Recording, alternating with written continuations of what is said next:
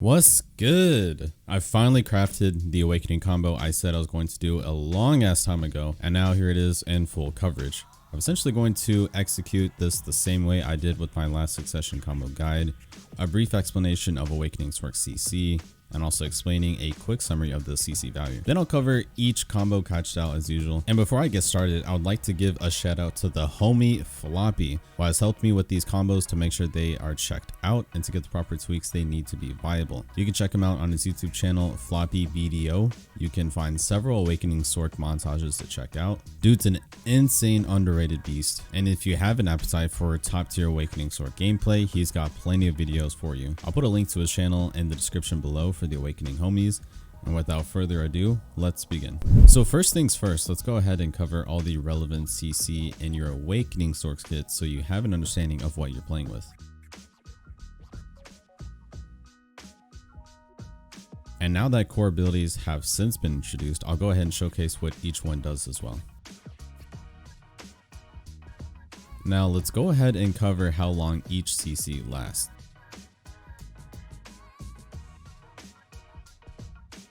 Each of these CC have a category they are referred to as. We have standing CCs and grounded CCs. Typically, you don't use standing CCs after grounded CCs, unless they are in the process of gating up, of course. And it's pretty common to start your CC chain on a standing CC into grounded CC.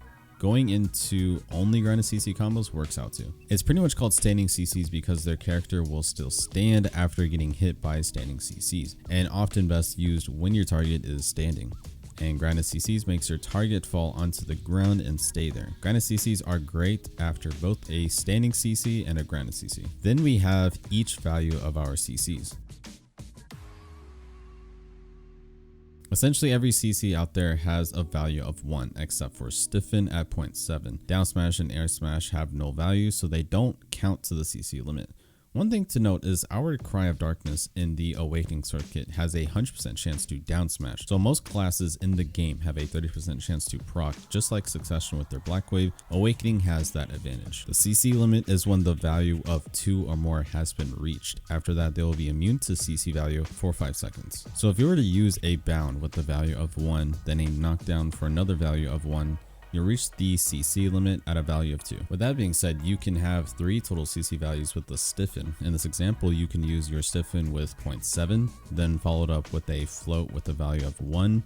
So now you're at 1.7, and since you're not at 2 yet, you can finish it off with a third CC, a knockdown, for a total of 2.7 value. Even if it breaks the value of 2, you can still CC so long as you haven't reached 2. So in that case, you can CC with 3 different types of values. And the last thing to mention is you can use the same CC 1 second after the other. The second one won't CC or add value. You can get away with using 2 the same CC right after each other, and the second one won't mess up the value. This only happens if it was around 1 second or less apart, and a longer will actually count to the value and CC. Now, since there have been a lot more console players getting into BDO and trying to find helpful guides, I've decided to showcase a console translator for their own key inputs. Most of my videos already contain the combo demonstration in slow motion, pictures of the abilities, and key inputs all put into order. But for some that may not be enough, so I'll share this image with you guys who do use console and would like to have an easier time translating our PC inputs into your own. I don't own an Xbox myself, so it'd be quite hard to make console combos exclusively.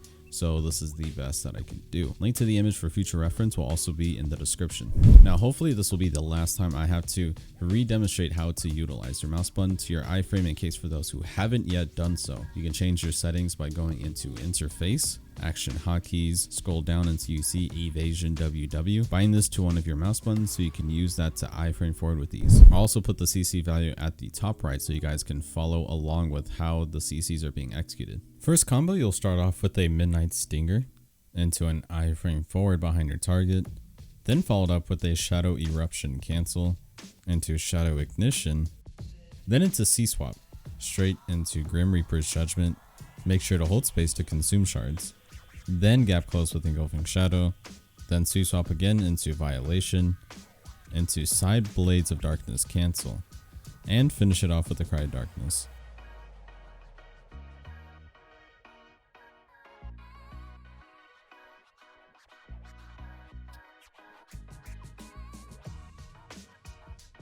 Next combo, we'll start off with a Nightmare going behind them with R&B, then into Grim Reaper's Judgment, followed up with a Midnight Stinger, into Crow Flare, then B-Kick, then Shard Explosion into Eminent Dream of Doom, and finish it off with the Shadow Ignition.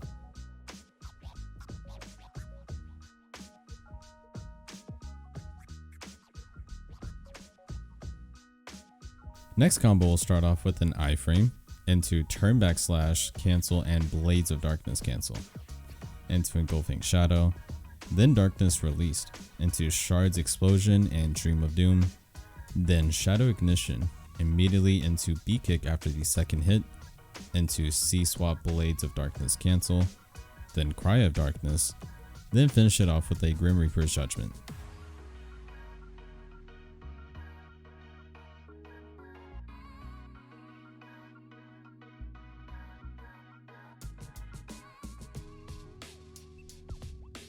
Next combo will start off with Eminent Dream of Doom, into an iframe followed up with a Shadow Eruption cancel, then C-Swap block into Violation, into Dead Hunt, right into Violation once again, into Side Blades of Darkness cancel, then Cry of Darkness, into Shadow Ignition, and an Engulfing Shadow as well.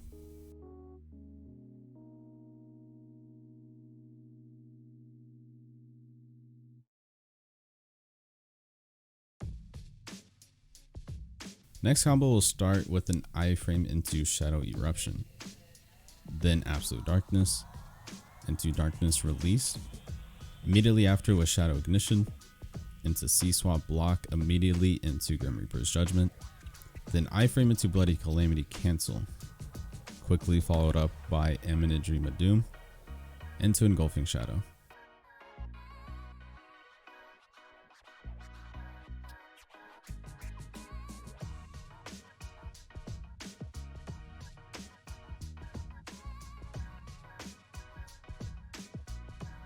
Next combo will start with an iframe, then back out with the Storming Crow, then Absolute Darkness into Darkness Released, then C-Swap into Turn Backslash cancel, then Dead Hunt into Midnight Stinger, followed up by Crow Flare into B-Kick, then Low Kick into Shadow Eruption, quick Eminent Dream of Doom, then immediately Shadow Ignition.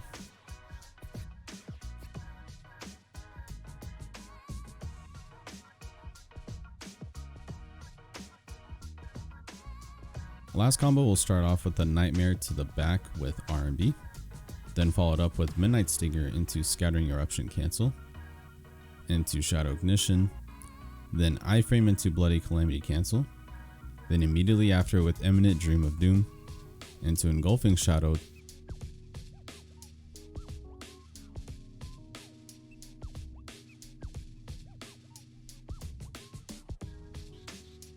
So that wraps up the combos for Awakening. These combos I showed you are solid combos to choose and learn from, while also giving you ideas where you can change and craft your own combos as well. As long as you know what CCs you have and the value of each, you can get an idea of how to come up with combos on the fly. And on that note, that's probably going to be the last Awakening Sword video for a while. I'll probably decide to do an Awakening skill out on way later down the line, but I have a bunch of other Succession videos in mind at the moment. I'll also decide to make a public Discord for you guys when I reach 2,000 subscribers. I'll get into the details there when it happens, so stay tuned. And of course, if you guys have any questions, let me know in the comments below, and I'll see you guys in the next one. Peace.